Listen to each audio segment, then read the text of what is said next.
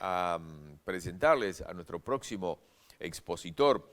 Él va a hablar sobre BIM como vehículo de la transformación digital para los retos globales de las ciudades. Ya lo tenemos en pantalla, a Xavier Izquierdo, bienvenido.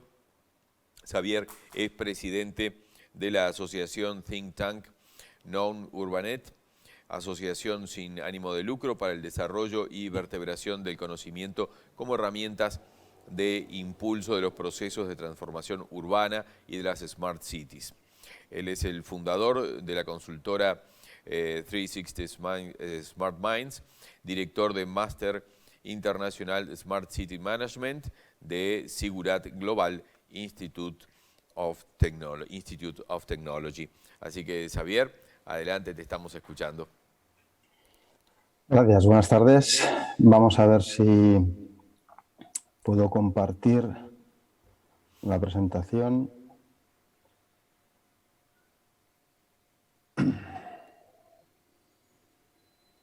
¿La veis bien?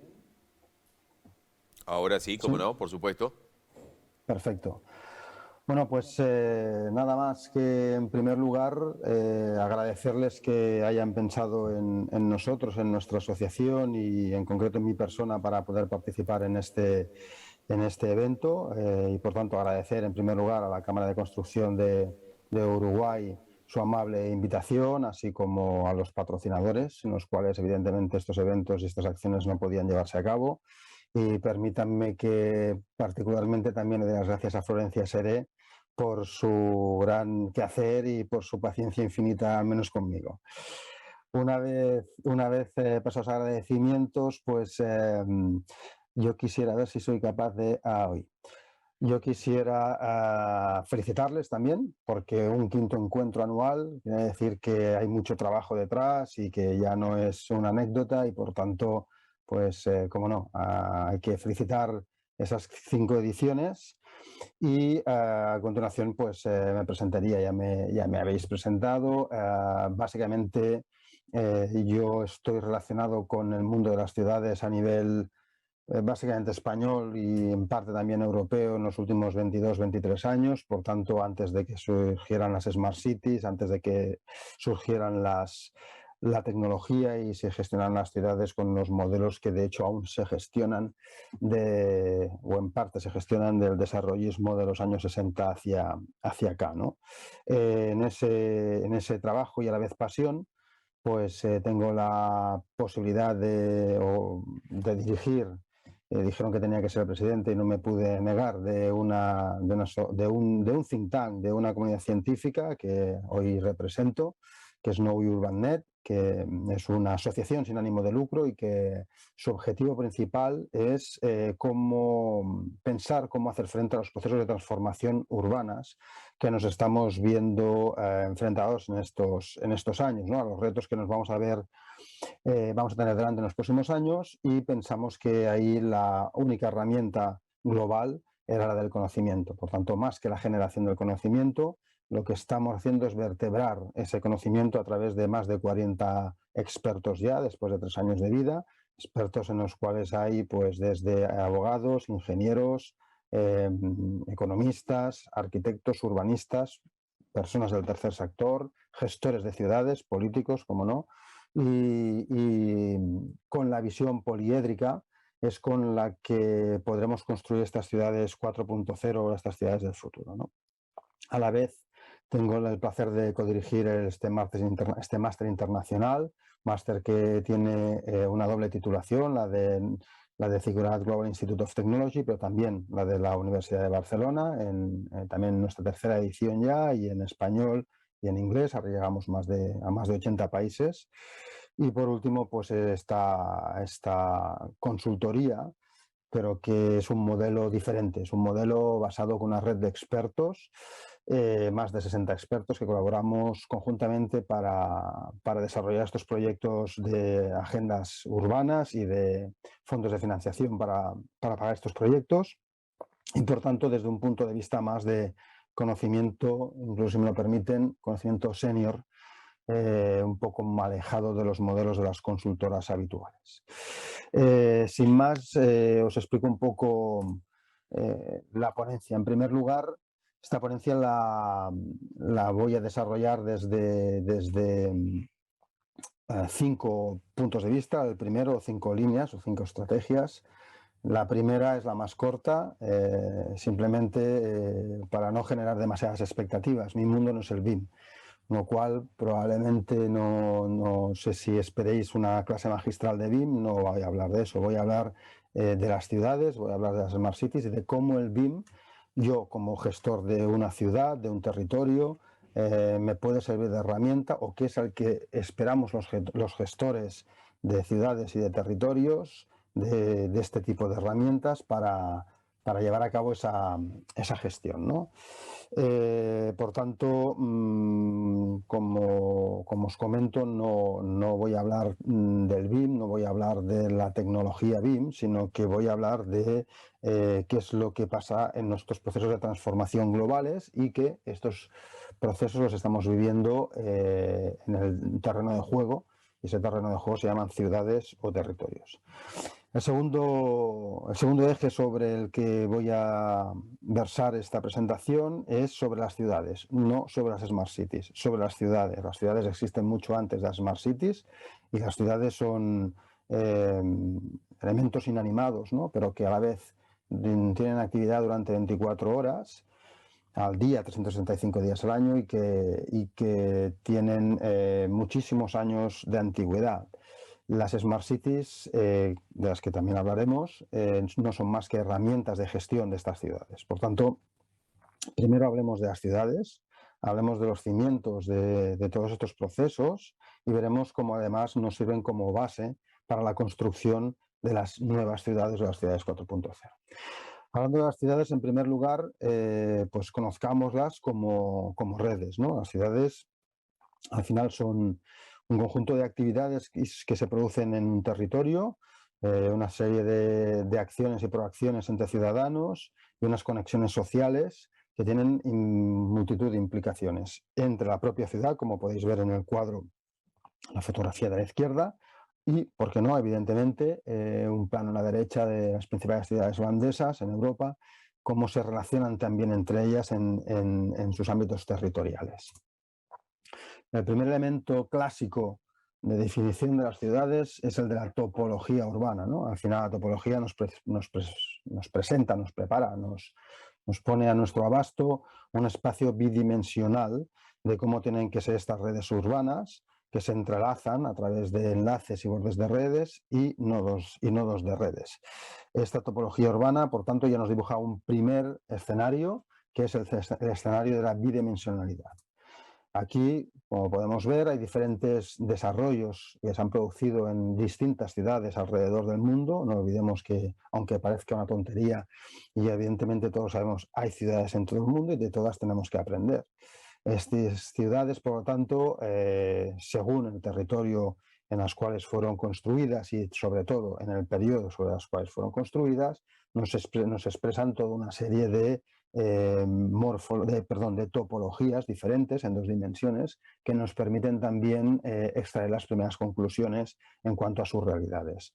Estas formas pueden ser, pues, como os pongo aquí algunos ejemplos, orgánicas o no estructuradas, como los primeros pueblos del medievo europeo, las radiales o concéntricas, como el caso de París, las cuadrículas o celosía, como el caso de New York o Detroit, en árbol, como la mayoría de las ciudades inglesas o anglosajonas, entre ellas Londres, las fractales, basadas en movimientos o en una relación social muy potente, sobre todo en su ensanche, como es el caso de Barcelona, y las simbólicas, las políticas, las monumentales, porque representan algo más que la propia ciudad, sino una imagen incluso política de las mismas, como puede ser Washington DC y Brasilia. Estos patrones de calles, estas topologías, nos permiten obtener los primeros datos, los primeros análisis de las ciudades. Aún no estamos hablando de Smart Cities. Aquí podemos ver un buen ejemplo, si conectáis en la presentación en el link de esta slide, a través de la revista de la Royal Society Interface, publicada en 2014. Veis 4 tipologías de ciudades: Buenos Aires, Atenas, New Orleans y Mogadiscio, por tanto de 4 continentes, de 3 continentes diferentes. Y bueno, a la izquierda podemos ver cuáles son sus interrelaciones, cuáles son sus realidades, cómo se establecen sus conexiones. Hay diferentes esquemas, hay diferentes gráficas que muestran la actividad de la ciudad, la realidad de la ciudad en función de su dibujo topográfico. Segundo paso clásico para estudiar las ciudades es la morfología. Aquí le añadimos una tercera dimensión, ya tenemos altura, forma, escala vertical, y pasamos ya a otro tipo de análisis y a una obtención mucho más amplia de datos. La morfología ya nos define en tres ejes y define sus jerarquías y el diseño general, que puede ser contribuido o dificultado en función de la accesibilidad, la centralidad y la intermediación. Por tanto, aquí ya podemos empezar a evaluar entornos urbanos centrados en el ser humano, una cuestión muy importante en la que más adelante también entraré a valorar.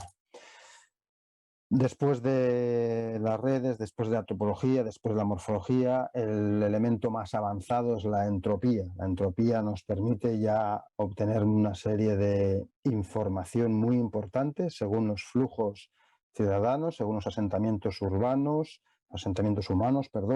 y cómo distinguimos patrones de comportamiento. Como podéis ver en el mapa, un mapa de calor que define las zonas más rojas donde hay más actividad humana, a consecuencia de diversas cuestiones, como puede ser pues, que a lo mejor hayan escuelas o que haya zonas más densas y otras que están menos densas por diversos motivos, como puede ser pues, a lo mejor que haya un gran parque urbano. Pero a veces no es por ello, es porque por el motivo que sea, una urbanización determinada no está acabando de atraer a los ciudadanos o atraer a las personas a vivir en ella, ¿no? Entonces, estos primeros datos de entropía nos pueden permitir destensar zonas a lo mejor demasiado densamente pobladas o demasiado densamente activas y potenciar otras que se nos están quedando atrás. Y por tanto, ya empezamos a hablar de una cuestión nueva e importante, como son los patrones de comportamiento. La entropía urbana, por tanto, ya nos permite analizar bastante en profundidad esos patrones, esa capacidad de niveles de saturación, y por tanto es el primer elemento base para poder trabajar con las Smart Cities o con las ciudades inteligentes. El tercer eje sobre el cual versa esta presentación es el de las Smart Cities, pero fijaros que yo insisto siempre en un concepto: la gestión Smart Cities de activos en una ciudad o la gestión Smart Cities de una ciudad.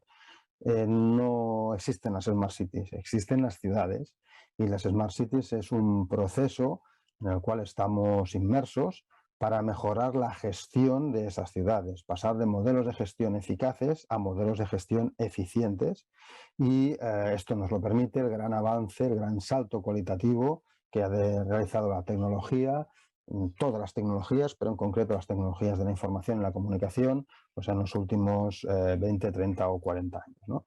Esto nos permite, por tanto, analizar los servicios urbanos que ya existían y valorar nuevos servicios urbanos que están naciendo en virtud de las necesidades de las ciudades, ¿no? Recordar que venimos de unos modelos de gestión de ciudad no tecnológicos que nos vienen acompañando desde los primeros años de desarrollismo, bien conocidos tanto en Latinoamérica como en España y en Europa, y que nos traen modelos de construcciones de ciudades basadas sobre un gran eje que es el urbanismo. El urbanismo como proyección de cómo tienen que ser nuestras ciudades, pero también como juez de derechos y deberes de los ciudadanos delante de esas propias ciudades, ¿no? Ese urbanismo ha permitido desarrollar muchas de nuestras ciudades. Muchas de ellas, como decía un buen compañero urbanista, amigo mío, ya sabemos cómo tenemos que desarrollarlas. Es decir, se ha aprendido bastante en cuanto a a la ciencia del urbanismo y evidentemente muchas de ellas, muchas ciudades, como decía, ya están construidas en gran parte, ¿no? Ya están desarrolladas en gran parte. Quizás ahora lo que nos toca es hacer una mirada interior hacia esas ciudades y eso hará que diferentes servicios urbanos que tenían un gran protagonismo hasta la fecha, pues dejen de tenerlo o tengan menos, y otros servicios urbanos que hasta ahora no eran importantes o no tenían el valor o eran reconocidos pero no tenían el valor que pueden tener ahora, tomen un protagonismo especial. Por ejemplo, la movilidad urbana. La movilidad urbana era un ámbito de gestión claro, puro y duro, vertical, sin demasiadas interconexiones. Se trataba que los vehículos fluyeran de una manera más o menos rápida y ordenada por las ciudades y poca cosa más. Ahora mismo la movilidad va a afectarnos, va a ser el actor principal para la reducción de emisiones de CO2 y por tanto contra la lucha del cambio climático, ¿no? Por tanto, la movilidad está cogiendo otro valor, no solo ese, sino los planteamientos de relación entre administraciones y administrados, entre ciudadanos y ciudades, a través de nuevos modelos de gobernanza, modelos colaborativos, modelos de colaboración público-privada, modelos de cooperativas ciudadanas que gestionarán comunidades energéticas. La energía era uno de esos valores que hasta ahora no gestionaban las ciudades, eran servicios prestados normalmente por los estados. Ahora mismo se está produciendo un proceso de democratización de esa energía que pues está generando unos choques muy tensos entre los modelos antiguos y los nuevos, pero es un camino absolutamente irreversible y por tanto las ciudades también serán actoras y actores de esa gestión de la movilidad, de la energía, cuestión que hasta ahora no era mayoritariamente de su competencia. Entonces, en esta gestión de las ciudades, de las Smart Cities, hay tres elementos fundamentales y el primero de ellos es el de la gestión de los propios activos a través de una estrategia. Una estrategia que definiremos a través de unos catálogos de servicios urbanos, que como explicábamos hasta hace un momento, son unos catálogos que deben ser completos. Tenemos que entender y valorar y definir todos aquellos servicios urbanos que vamos a gestionar, desde la energía, desde la movilidad, desde la economía circular, desde el ciclo del agua, por tanto nuevos servicios o servicios que antes iban por separado y que ahora se tienen que gestionar de una manera conjunta, pero nunca sean definitivos. Un ejemplo de esto es el gran papel, la relevancia que está cogiendo ahora mismo la definición de la resiliencia urbana y de la inclusión social en las ciudades, cosa que viene producida sobre todo por este año pandémico, este año y medio pandémico que estamos sufriendo y que estamos viviendo y que pone en primer lugar, o en una relevancia muy importante, la gestión de la resiliencia urbana. Resiliencia también muy vinculada a la gestión de los activos urbanos, que muchas veces tenemos desactivados y que es importante tenerlos catalogados. Por tanto, tenemos que trabajar siempre con esos catálogos de servicios urbanos completos y entender que nunca serán definitivos, que siempre tendremos que estar actualizándolos y trabajándolos. Como os comentaba antes, ni las Smart Cities ni el BIM van a ser los protagonistas de esta película. Los protagonistas de esta película van a ser los de siempre, los ciudadanos, las personas. Hemos oído hablar siempre de las personas en el centro de las ciudades, en el centro de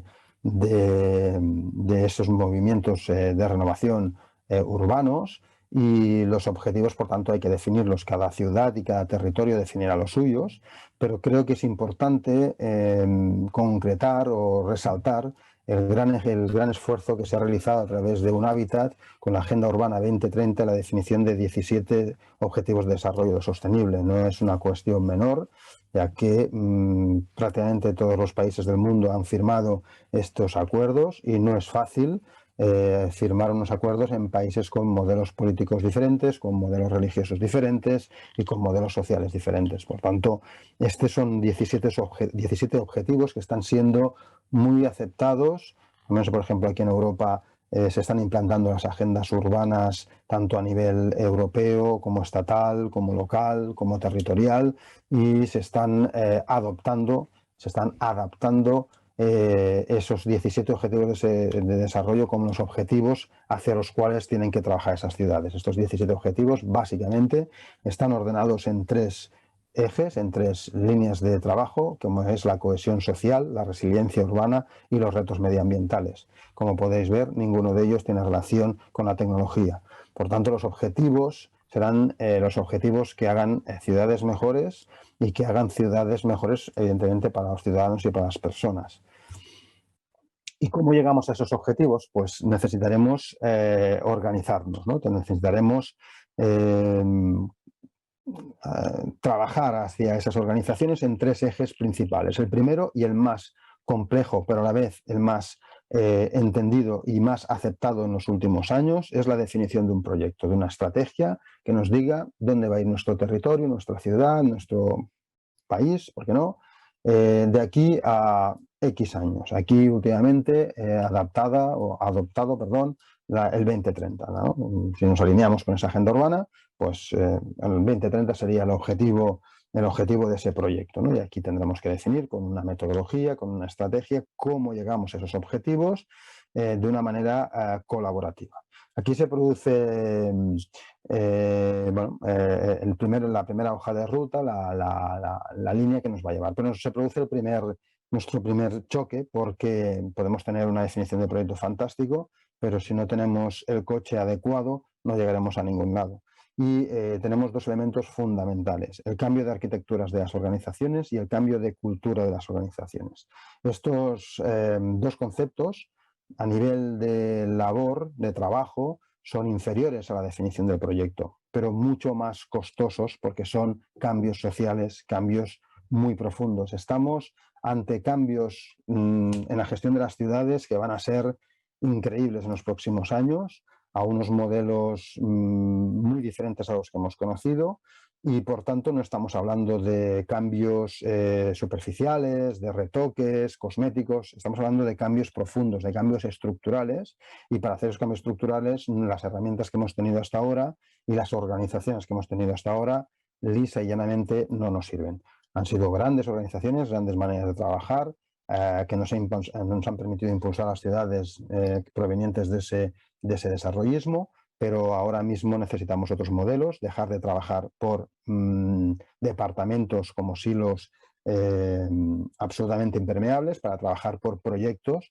de una manera transversal, de una manera horizontal, de una manera holística, y con la participación de todos los personajes que pueden ayudarnos. En Europa estamos utilizando mucho el modelo de las 4 hélices, proyectos en los cuales van a trabajar colaborativamente las administraciones públicas, los ciudadanos, de manera organizada o no, las universidades y el sector privado, según el proyecto en sí, pues empresas, industria, etc. Por tanto, el cambio de arquitectura de las organizaciones va a ser el gran talón de Aquiles, el gran reto que vamos a tener que afrontar, porque es el más costoso, es un cambio social. Y el cambio de cultura de las organizaciones, pues también, la resistencia al cambio, cómo luchar contra ella, cómo colaborar entre diferentes organizaciones, etcétera, etcétera. Pasamos ya a la gestión de Smart Cities, el tercer eje de mi presentación. Para la implantación de un plan estratégico de Smart Cities, lo primero que tenemos que definir es un plan de gobierno. Un plan de gobierno o un plan de negocio si es una empresa privada. A partir de aquí definiremos 3 conceptos. Primero de todo, sobre todo el plan estratégico, el proyecto del que hablábamos antes, y posteriormente la nueva organización municipal y el cambio de cultura municipal o empresarial, según si hablamos de una empresa o del sector público. Por último, la implantación. Utilizaremos una metodología determinada para definir ese plan estratégico, en el cual definiremos diferentes pasos. La primera, la priorización de servicios en función de su madurez, en función del coste económicos, en función de los compromisos estratégicos, la definición de los modelos de cada uno de esos servicios: movilidad, economía circular, cambio ciclo del agua, gobierno abierto, open government, etcétera, etcétera. El plan de acción, y aquí hay que mojarse, la calendarización de acciones, los costes de las acciones, cuándo los vamos a hacer y, por tanto, cómo los vamos a presupuestar en los presupuestos de nuestras organizaciones, públicas o privadas. Y, por último, el plan de comunicación, fundamental. muchas veces nos pasa que no nos enteramos de las cosas que estamos haciendo en nuestra propia organización. Nos falla muchas veces la comunicación tanto interna como externa. Posteriormente, la implantación, pues en este caso, por ejemplo, asumida por casi todas las organizaciones y administraciones de aquí europeas, pues el 2030, ¿no? Tenemos el recorrido.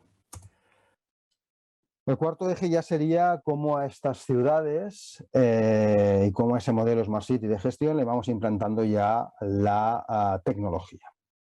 Nos empezamos a acercar un poco al BIM. Proyectos de Big Data que nos van a permitir ya almacenar sistemas de gestión, bases, motores de análisis, etcétera, etcétera, que nos van a permitir cada vez tener más datos para tomar mejores decisiones y, por tanto, pasar a modelos de gestión eficientes, dejando atrás los eficaces de los últimos 60 años o 70 años. Estas fuentes de datos, como bien sabéis, pueden provenirnos de los datos internos, datos externos, redes sociales, IoT, pero lo más importante es entender que esta ciencia nos permita segmentar estos análisis para analizar mejor los desafíos urbanos de los que tanto estamos hablando. Estos modelos de ciencia nos permiten también incorporar por primera vez un concepto fundamental, como va a ser el de la inteligencia artificial. Por primera vez empezamos a hablar de eso. Es una cuestión fundamental, también una cuestión muy vinculada a la presencialidad. No estoy pensando en el teletrabajo, estoy pensando en las herramientas de gestión de esas ciudades, de Smart Cities, y la simulación, ¿no? La simulación que nos permite pues eso, simular diferentes escenarios en un sistema urbano. En el caso del BIM, como vosotros conocéis infinitamente mejor que yo, los gemelos digitales, etcétera, etcétera, ¿no? Nos situamos ya en otros ámbitos de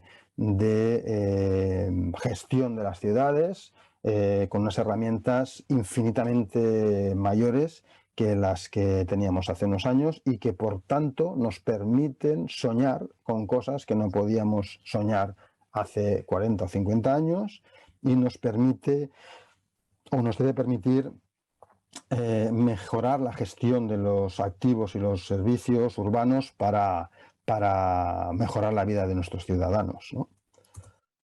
A través de aquí, bueno, pues tenemos diferentes arquitecturas, las clásicas plataformas tecnológicas para la gestión de los datos, su análisis, su desarrollo, la centralización de los datos a través de la captura, su proceso de almacenamiento, la inteligencia del servicio de negocio, perdón, y por último servicio con sus diferentes variables.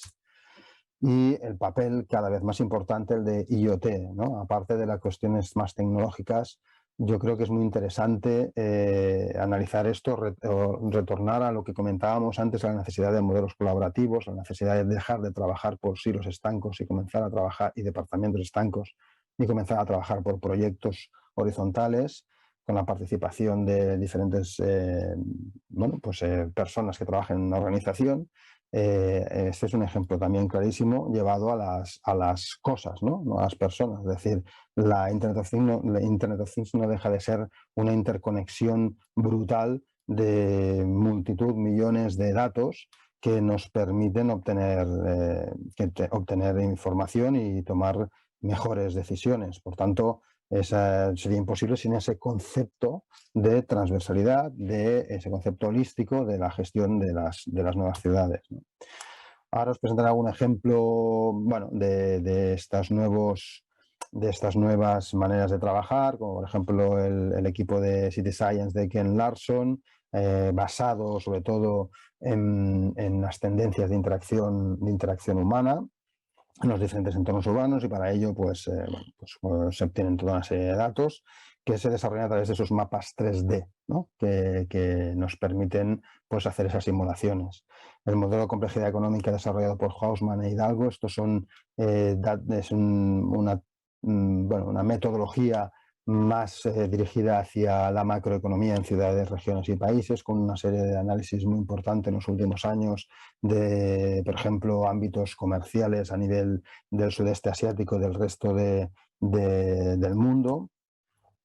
Que es el modelo de complejidad económica, bueno, pues realiza diagnósticos de crecimiento a nivel regional y nacional, etcétera, etcétera. El laboratorio de dinámica humana de Sandy Penland en MIT Media Lab Aquí es la obtención de datos recopilados por teléfonos, celulares, sensores, insignias, etcétera, etcétera, que nos permitan a través de modelos de inteligencia artificial comprender mejor pues, patrones de comportamiento, etcétera, etcétera. Entonces aquí este es un modelo más basado en esos patrones de comportamiento de los ciudadanos y de las ciudades y cómo a partir de ahí extraer conclusiones y poder desarrollar mejores gestiones de servicios, ¿no? Y esta última a mí me hace especial ilusión explicarla, la de Bloomberg y New York City, cuando Mike Bloomberg era el alcalde de Nueva York, que evidentemente pues, bueno, tiene toda una tecnología detrás, esta oficina de análisis de datos del alcalde de moda, pero yo creo que lo más interesante es entender cómo él utilizó esta herramienta para romper esos hilos del ayuntamiento, para trabajar sobre proyectos y por tanto cambiar radicalmente esa cultura de la que anteriormente hablábamos, ¿no? Para ello, pues creó esa gran plataforma tecnológica, en la cual podían participar todos los ciudadanos, aportar sus datos y trabajar de una manera colaborativa, usando datos incluso para sus propios proyectos, ¿no? Esa compartición de datos, eso es una cuestión que bueno, es la gran disrupción, ¿no? Que nos aporta esta política impulsada por los datos, por este proyecto Moda de Mike Bloomberg. Por último, y la quinta línea, el quinto eje de esta exposición y cómo puede servir BIM para gestionar esta transformación digital y a la vez que nos sirva para obtener esos objetivos tan humanísticos de los que anteriormente hablábamos, ¿no? Bueno, aquí 4 definiciones de del BIM, que evidentemente está en los inicios comparado con seguramente los ponentes que ya han pasado por vuestro congreso y los que pasarán, pero bueno, al final el BIM no deja de ser una metodología de trabajo colaborativa, por tanto ahí nos sirve y mucho para la gestión de las ciudades, está incorporando información 3D, 4D, 5D, 6D, 7D, por tanto evidentemente también alineado en uno de los parámetros o exigencias que requieren las Smart Cities, la gestión de las ciudades 4.0, objetivo de centralizar la información del proyecto en modelos de información digital y bueno, va más allá del uso de la ejecución, ¿no? Nos permite el BIM pues, iniciar en las fases previas de diseño, de proyección, de ejecución, de mantenimiento, de explotación, de reducción de costes, etcétera, etcétera. Pero eso no deja de ser más que una herramienta de gestión de la construcción y muy relacionada con la industrialización y los procesos de desarrollo de la construcción que vienen de modelos muy arcaicos y que es necesario, pues eso, industrializarlos, ¿no? Por último, ¿qué necesita una Smart City? Por tanto, estas herramientas de gestión, pues que gestionen, mantengan y exploten bien sus bienes y activos. Esto bien, evidentemente, lo hace, ¿no? Que la gestión sea transversal y holística. Por tanto, necesitamos incorporación del IoT, de todos los actores que nos puedan ayudar, también de las cosas, no solo de las personas. Ahí tiene también que BIM esforzarse para convertirse en esa buena herramienta de gestión de las Smart Cities o de las ciudades 4.0. Una gestión flexible, ¿de acuerdo? Adaptable a las necesidades de posibles crisis climáticas, crisis pandémicas, siniestros, la definición de un edificio y su explotación y mantenimiento en los próximos años, sobre el punto de partida pues está bien y como siempre decimos el papel lo aguanta todo, pero lo que estamos viendo es que, como decía Einstein, lo único cierto es que vivimos en un mundo incierto. Y por tanto, conceptos como la resiliencia urbana serán importantísimos y el BIM tiene que también tener esa flexibilidad para ayudarnos. Y por último, nos tiene que dar una mejor gestión, más eficaz a través de la inteligencia artificial, pero a la vez también más segura a través de la ciberseguridad. Y por tanto, BIM también deberá incorporar esos conceptos para ser una herramienta útil a la gestión de las Smart Cities. Por mi parte, nada más. Agradecerles que me hayan permitido participar de este evento, de estas jornadas. Y para cualquier consulta nos podéis seguir en la página web de nuestra asociación y quedo a su disposición, evidentemente. Muy bien, muchísimas gracias Xavier Izquierdo, que nos ha dado este panorama sobre las ciudades y también nos hace reflexionar sobre el uso que le estamos dando a nuestras propias ciudades, cómo estamos viviendo en ellas. Muchísimas gracias.